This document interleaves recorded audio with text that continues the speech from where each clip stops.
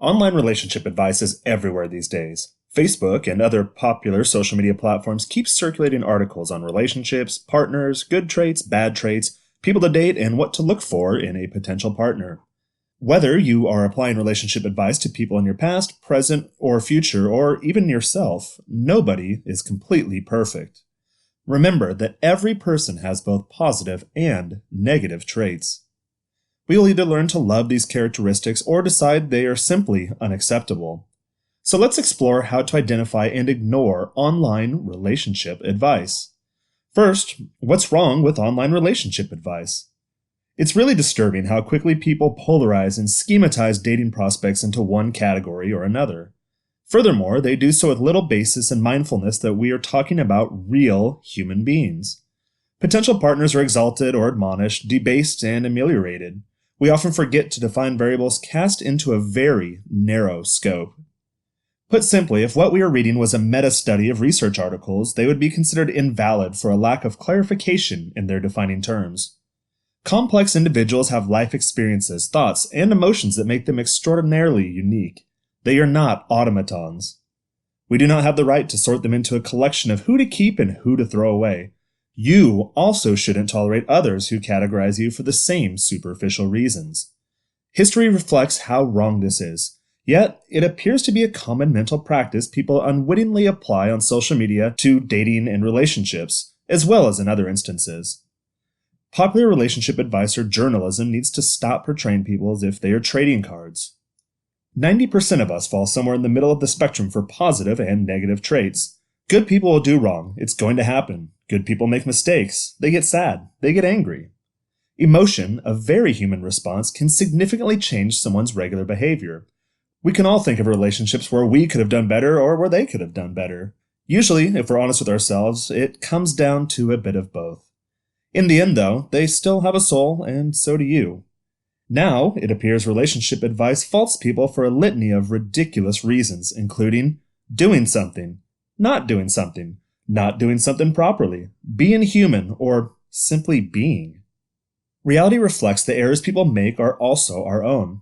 Partners will do things that make zero sense to you, which some article will then label a red flag. Come to find out later, the reason behind their actions in the first place makes the red flag scenario understandable. Example, your girlfriend calls and texts you a dozen times while your phone is turned off. Oh no, red flag. She's needy and you're insensitive for deliberately ignoring her when you don't feel like talking. You see her as being overly attached, whether you intentionally or unintentionally played a hand in the reason why. Come to discover there was a major car accident close to your work and she was checking to ensure you're okay. Her panic could simply be her expression of love for you and concern for your well-being. Context is key before planting red flags. Red flag or red herring? My favorite fallacy of relationship advice are the obvious paradoxes between red flag lists. One blogger states to keep a woman who's adventurous and outgoing. Then you immediately read another that tells you to avoid women who go out too much. Oh wait, the next post claims confidence is narcissistic and self-centered. Or how about this one? Keep the girl who is loyal and sometimes jealous. This shows she cares. Scratch that. She's actually trying too hard too quickly. Red flag. Be mindful of these paradoxical descriptions and dictate your responses based on the situation and the context. If you keep doing the same things that solicit an undesired response from a woman, can you fault her? Her reaction is a consequence of your actions. Can't make your date tonight? Well, pick up the damn phone and call. Not only is this courteous and expected of a gentleman, but it'll probably prevent her from calling and texting you a dozen times. Note, you'd better have a damn good reason and a way to possibly make it up to her. Take responsibility of how women react to your actions. Change her actions, change her reaction. Some relationship advice does provide insight into things we should notice about our wives, girlfriends, partners, dates, and dating prospects. However, they still typically fail to paint an accurate picture of the whole person. People are more complex than relationship checklists with loosely defined terms and heavily conflicting advice. We must be more mindful of this before we jump to simple conclusions. How many of us are guilty of comparing new dates with old girlfriends and past partners? This is a natural tendency, but be sure you aren't making unjust assumptions based on your past experiences. Beware of logical fallacies such as confirmation bias or using new evidence to confirm your pre-existing beliefs. The blowback effect, an unintended consequence of your actions. Groupthink, prohibiting rational decision-making to maintain group harmony. And the lover's paradox, assuming mutual feelings will eventually cause mutual harm. Logical fallacies may convince you that she will eventually hurt you, or vice versa. Or maybe you simply make false assumptions which lead you to a false conclusion. Let's lay out a common scenario that most of us have probably faced with a significant other. Her friends invite her to dinner and she's just now arriving home, well after closing time. A thought pattern such as the following might unfold. 1. My girlfriend said she was going to dinner with her friends and would text me after. 2. She went to a club and didn't text me. 3. My last girlfriend hooked up with some guy she met at a club. 4. Girls only go to clubs to pick up men. 5.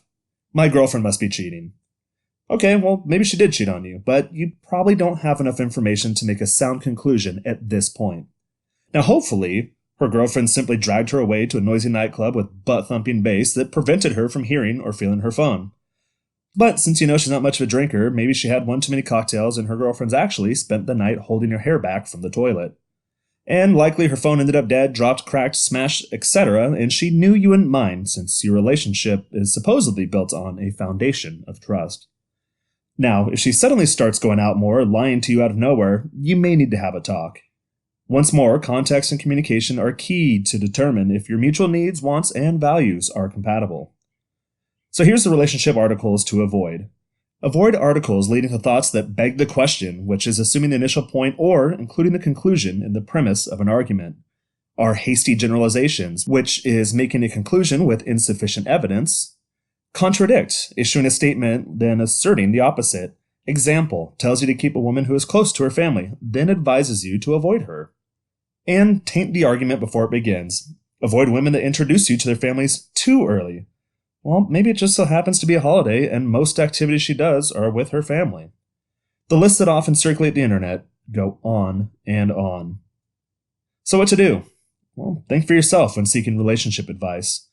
Be aware of these fallacies and deceptive reasoning when it comes to considering your relationships with others. Stick to academic articles and supported research when seeking relationship advice in general. Relationships require a much larger degree of seriousness than your typical clickbait article would lead you to believe. And opinions are just that, opinions. Who is to say how biased or spiteful the person behind the writing is towards the opposite sex? Mostly, though, you are a grown adult and can make your own decisions on what is permissible and impermissible with your partner. You don't need some colonist to figure it out for you or mouth feed you what you should believe. Though these relationship articles do provide entertainment and open up grounds for discussion, be mindful of what you choose to adopt as truth and what you practice. Some may cause more harm than good, damage your relationships, or create a false perception in your mind of a woman who is good, but flawed. When thinking, just learn how to think rather than what to think. Most of all, think for yourself. Thank you for checking out this content. As always, if you like what you read, heard, or saw, go ahead and subscribe or visit the original blog at menshrine.com.